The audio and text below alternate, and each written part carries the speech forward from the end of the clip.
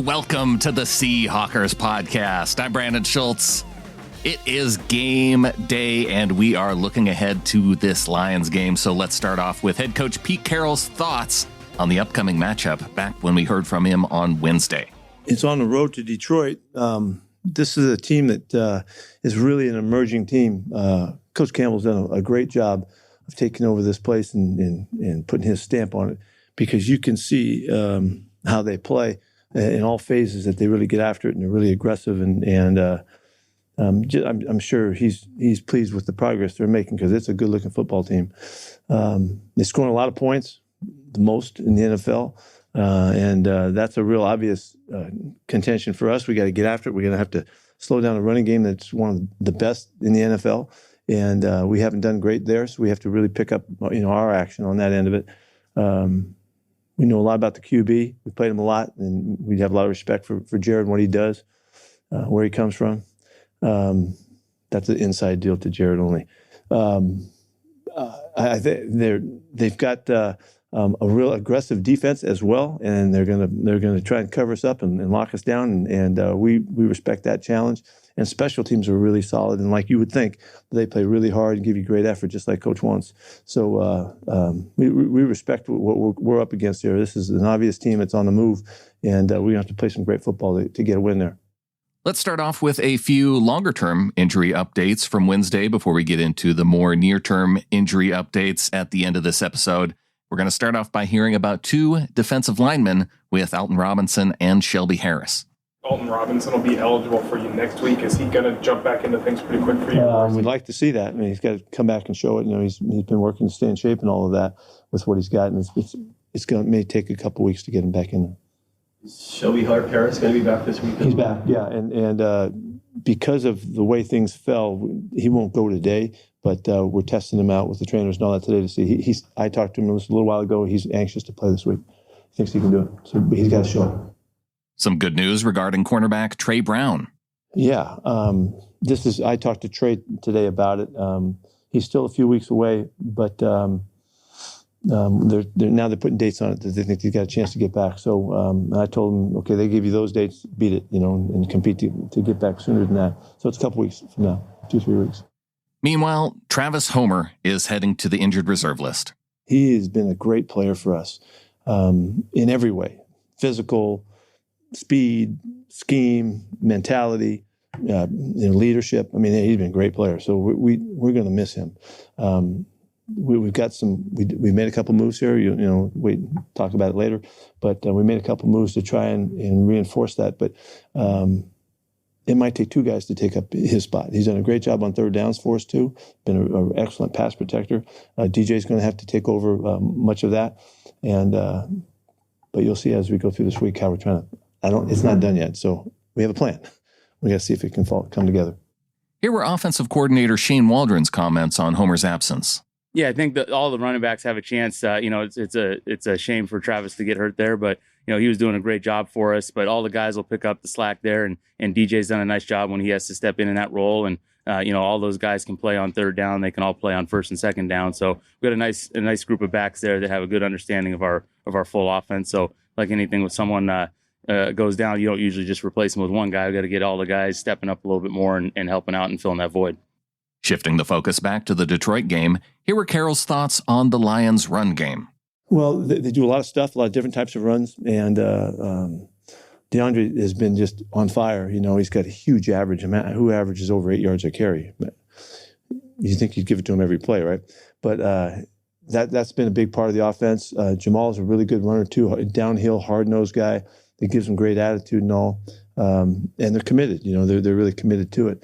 But they're still, they're putting up a lot of offense, so they're still throwing the ball well too, and Jared's doing that. So, but what it is, it's a very diversified run game that we're gonna have to be really sharp at and really good at the line of scrimmage to give us a chance. Defensive coordinator Clint Hurtt also offered his thoughts on the same subject. Obviously, when you play teams that have zone read concepts with a quarterback, there's another level of discipline that comes that can be a little challenging to you. But obviously, that Goff is not a runner, but they definitely have a really good running game with Swift and Jamal Williams, and they play big and physical up front. So different style of running game, and obviously you don't have the threat of the QB, but they pose their challenges. They do a nice job. Pete also talked about what stuck out about Quandre Diggs coming to the Seahawks when they traded for him with his former team, the Lions, back in 2019. Well, he had played a lot of nickel. He played a lot of coverage stuff as well as always being a big hitter. It was really his aggressiveness that singled him out. He's always been such a tremendous accelerator to the contact, that it just jumps off the film at you. We had heard also about his character and his role in their team, and we thought that was a pretty exciting opportunity in that regard too. And we find out it was, maybe understated, and that he is a fantastic leader and a force with our guys. Don't forget Nick Bellore too now. Nick played a little bit there too, so. The Seahawks defensive captain spoke on Wednesday about the opportunity to return to Detroit and play his former team there for the first time. Of course, you think about it, it's the first time going back since the trade. So, like I say, it's always a special place for me. And even like watching on film, just seeing the turf and seeing the fans in the stadium, it brings back memories, of course. That's Detroit is what made me, into who I am now. So forever grateful for my opportunity. It'd be great to see some good friends, Hopefully I could see my training staff that was out there and those guys and equipment guys and all that. And, it'd be different walking down that tunnel as a visitor. But, it is what it is, I'm here now. I'm blessed. And think it'll be super, super dope. So say all that to say, it's going to be a battle on Sunday. So we know that, they know that, and just want to say, put my prayers up for Tracy Walker. He tore his Achilles on Sunday. So it's my guy, so sucks to see it. He's a great player, and hate to not see him out there because just knowing him, the energy and the trash talk between me and him would have been cool, even though he'll be on the sideline, but I just know him and just wishing him well. You got to think, bro, I spent my first 4.5 years in the league. So, if Detroit wouldn't have took a shot on a 6th-round guy from Texas, it might have not been me. I might not be who I am today. So I'm blessed, the Ford family, Jim Caldwell and that coaching staff. So, that's what made me. You guys got to think, before I was here with you guys, I was in Detroit making a name for myself. Diggs was asked why he thought he was traded. That's a different regime now. Those guys are gone. Dan Campbell's in, and I love what they're doing. So, it's cool to see those guys back on the right track. I'm not going to keep going down this same road. We've talked about it enough about, why the situation happened with me. But if you don't know, it's stories, it's all type of stuff out there where you guys can dive in and dig in. And, you guys been around me long enough. I'm a pretty outspoken guy. Some people can't take that. So there you go. Quandre says he has changed a lot since arriving in Seattle. I think now the game is just really slowed down. I've been able to really focus in on one position. And, it's, don't get me wrong, it's cool being multiple and figuring things out, but you become good at a lot of things and not great at one thing, and I think being here, being with Pete and being with, my former coach, Andre Curtis, and now with K. Scott and Sean, I kind of get to stick in one spot. And, I play the game. It's a battle between me and the quarterback, and I feel like anything across the middle, I should be able to affect that. So, I've grown so much being here. And mentally, I'm just in a better place, better headspace here. I think it's just when you're able to be yourself, you can be a full player and you don't have to hide who you are. I can get pissed off and say what I want. And, Pete kind of looks at me and laughs sometimes. So I think that's pretty cool. Before we get into more discussion of the upcoming games, let's take an intermission here for some more entertaining moments from the press conferences, including Diggs' discussion of hearing about and hoping for Tariq Willen during the draft process. I wasn't familiar with him too much, but, you get familiar with guys when you see all over ESPN and NFL Network, you see a 6'4" guy run a freaking 4'2", and he's from UTSA. You're like, well, why the hell didn't he go to the University of Texas? That's what I'm thinking. Of course, I'm like, jeez. And then, as the draft going on, I'm watching the draft. Like, I'm in Napa, and I'm freaking on my phone looking at the draft, and I'm like, oh, he's still available. I text Pete and him, I text Pete or what's up? We gonna make the move, and heck, they drafted him. Like, you'll like this guy. As soon as we got it, I text him and Kobe, and it was time to go to work. That's just, it's just small stuff that, people will never see me do, because I don't like to do stuff. I don't do stuff for attention. You feel me? I do stuff out of the kindness of my heart, and just welcome those guys, because that's what my old heads did for me, So that's just kind of what it is. But I was super excited. You texted Pete during the draft, you said? You say, I text Pete during the draft. I text Hurtt during the draft. Come on, bro. I'm trying to win. You feel me? It might not work, but at least I texted him and let him know where I stand on the situation. This week was also Tyler Lockett's birthday. Diggs counts Lockett among one of his closest friends. 30th birthday. He's old. You don't know for that 6 months you're a different age? Hey, I already told him I don't turn 30 till next year. So, he's the old head. I'm just here. Everybody worried about me being old, but Tyler's older than me, So, he looks older than me. But, I'm excited just to be here with one of my best friends, being able to be here to celebrate his birthday. And, it's rare that you get the opportunity to have like one of your best friends right there, and you can spend that birthday with them at work. You don't do that. So, it's been cool. We talked in the training room, and we both engaged now, so we got a lot to talk about in that aspect. So it's cool. You growing in life with one of your closest friends, and you get to be there for every step of the way. It's super dope. DK Metcalf, on the other hand, took a different tone with his comments on Tyler's birthday. No, I ain't getting Tyler nothing. Tyler need to give me something for his birthday.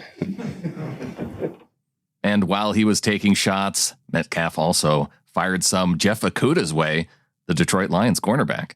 There's a safety over the top of him, so he's really not locking people down, but he's a good corner. Next up, here were Shane Waldron's comments on the Lions defense as a whole. I think they play hard, man. Coach Glenn, he's got them flying around. They're playing, really, really well on the back end. They're really doing a nice job in a lot of their press and mixing and maxing coverages. And then their front seven is just rolling off the ball. They're running, they're chasing the football. They're putting a lot of pressure on the quarterback, and they're really doing a good job chasing down the run game. So it'll be a great challenge for us to come out with that intensity and matching that right from the jump. Number 2 overall pick in the draft, Aiden Hutchinson, has been impressive for the Lions per Waldron. Yeah, he's doing a great job. Another guy that you say, hey, he's a rookie, but he stepped right in and he's putting a lot of pressure on the quarterback. I know he had the 3-sack game, and he does just such an excellent job with his pass rush lanes. His motor's nonstop. He doesn't stay blocked very long. So having an awareness of him, he's doing a great job as a rookie. And now we go back to Quandre Diggs to get his comments on the Lions offense. They're leading the league in rushing, first of all. The guys up front, those guys are really, really good. A few of my teammates up there, I think they got like 3 first-round picks up on the front of the line. So those guys are good, productive, really, really good players that, I love those guys. And Decker and freaking Frank and, Panay Sewell, I love those guys. And off the field, on the field, they're good people. But, they're running the ball at a high level. And, you got Swift and you got Jamal Williams, who's, really the life of that team. And they're running it tough. And then Jared Goff's always been a good, steady quarterback that can make the throws and do things like that. So those guys are playing well. And then you got 14, who's, he's been on a tear since he's came in the league. So a lot of respect to him. He's a guy that, I like to watch because you can tell he has that chip on his shoulder. And, I like guys like that. Speaking more specifically about the Lions defense, here's what Geno Smith made of their blitzing tendencies. Yeah, they have a lot of uniqueness to them. Coach Glenn does a great job at mixing up the looks and, getting, some non-normal matches out there, some things for you to look at, mugging guys up at the line of scrimmage. So they got a bunch of different looks, and then there'll be some things that we haven't seen on film. It's still early in the season, so I'm pretty sure they have some things up their sleeve as well. So we just got to be ready for whatever they throw at us. We're preparing for it, and, we've done a great job, the past few games of picking up blitzes and recognizing things, and our communication has been great as well. So we just got to continue that and just be ready to, for whatever else they have for us. Geno also lamented the loss of running back Travis Homer to injured reserve. Man, Travis is, he's a big loss for us. Travis does a great job in protections as well as catching out of the backfield. And, he's really having he had a great preseason, was having a strong season, start to the season. So, but we have guys who can pick it up. DJ Dallas is another guy who can step right in and fill those shoes. We got Penny, of course, and then, Ken Walker as well. So, obviously, we'll miss Travis, and he's a big part of our team. But, having those other guys as well really, really helps us out. Head coach Pete Carroll's Friday comments are coming up. But first, here is Al Woods on the Lions' offensive line. The offensive line worked really well together. You can see them. They always, once they make contact, they're always looking to see where the backers or the safety is and try to start working their way. So they're a good group. Pete Carroll was back on the podium on Friday, and he talked about the threat posed by Detroit running back Jamal Williams. Jamal has carried the ball more than DeAndre has, and they've got big plays and big production when DeAndre was in there. But Jamal really hammers the football. So the plays aren't changing. In these game plans that we see, they're running the same plays. So I don't think it's going to change much at all. They might not go to the running back as much as they did in the passing game. DeAndre's a good threat, but Jamal can catch the ball and make plays too. So. He's a hammer, and he's got great attitude and brings a real style for them. So, we're not getting a big break there. We're going to wrap things up with some injury updates, starting with cornerback Artie Burns. Artie's back to full speed. He's made it back, and this was like the first week I could tell you that. He practiced last week, and he was trying to feel his way a little bit as we wanted him to, and then this week he's back to full speed. So he had a good solid week. Really, the situation has changed with him coming back and with Sidney coming back. Sidney's ready to play too. We've been real cautious with Sidney because of the injury he had, but it's the competition is really on. These guys are fighting to get through. We had a terrific week of practice with those guys. It's just stepped up. Everybody can feel it, and then they're fighting for their wins in practice and made for a really good week. And an update on another cornerback, Justin Coleman. He's close. Yeah, he's running hard. But hasn't been able to just cut loose yet. So he's close. How about defensive lineman L.J. Collier? It's going to be interesting to see. We really, really need him to come back. We need his activity and his background and our stuff and all of that. We've missed him to being in the mix of everything. So it'd be great to get him back. Next week is his week. He'll be ready. Looking at the injury report for the Detroit Lions, Detroit has a few players out, including wide receiver Amon-Ra St. Brown, starting running back DeAndre Swift, kicker Austin Siebert is out with a groin injury, defensive end John Comiskey, and guard Jonah Jackson. Wide receiver DJ Chark was also added to the list of players who are sitting out on Sunday. He was added there late on Saturday. Josh Reynolds, their other wide receiver, is questionable. A much shorter list for the Seahawks as safety Joey Blunt is questionable and cornerback Justin Coleman is listed as doubtful. That's going to do it for today's show. Thanks to Wilson Kahn for helping to produce this episode. Follow him out on Twitter at Wilson_Kahn, C-O-N-N. You can follow me out on Twitter at SeahawkersPod. And if you're following me there, you will get notified when we are going live after the game for our post-game recap. You can also head on over to youtube.com/SeahawkersPodcast. Hit the notification bell, subscribe to the show there, and you also get those notifications for when we go live after the game. Looking forward to having you join us after the game today. And until then, go Hawks.